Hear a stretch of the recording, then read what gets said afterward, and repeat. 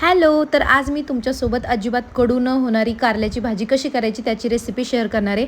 तर इथे कढईमध्ये मी तेलामध्ये जिरे, मोहरी आणि भरपूर असा आपल्याला लसूण घ्यायचा आहे आणि त्याचबरोबर एक कांदा चिरून घेतला, तोही छान परतून घेतला. याच्यामध्ये थोडीशी हळद घालायची आणि त्याचबरोबर इथे जी कारली आहे तर तिच्या छान अशा गोल गोल चकत्या करून घ्यायच्या. त्यातले जे काही बी आहे तर ते मी ऑलरेडी काढून घेतलं होतं आणि ते स्वच्छ धुवून याच्यामध्ये आपल्याला छान घालून घ्यायचं आहे आणि परतून घ्यायचं आहे. थोडंसं मीठ घालायचं आणि त्यानंतर ह्याला छान मऊ होईपर्यंत परतून घ्यायचं. तर इकडे मी नाश्त्याला आप्पे पण देणार आहे, त्यामुळे आप्प्याची पण इकडे तयारी सुरू आहे. कारल्याची भाजी तिकडे होती, ती होत आली की त्याच्यामध्ये थोडासा गूळ आणि त्याचबरोबर शेंगदाण्याचा कूट घालायचा, जेणेकरून कारल्याची भाजी अजिबात कडू न होता खूप छान लागते. तर आज मी टिफिनला देणार आहे. इथे आहेत चपात्या.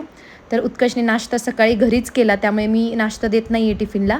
इथे आहे कारल्याची भाजी, त्याचबरोबर यामध्ये आहे मिलेट्स आणि इकडे आहे संत्री. तर असा सगळा आजचा टिफिन असणार आहे. थँक्यू.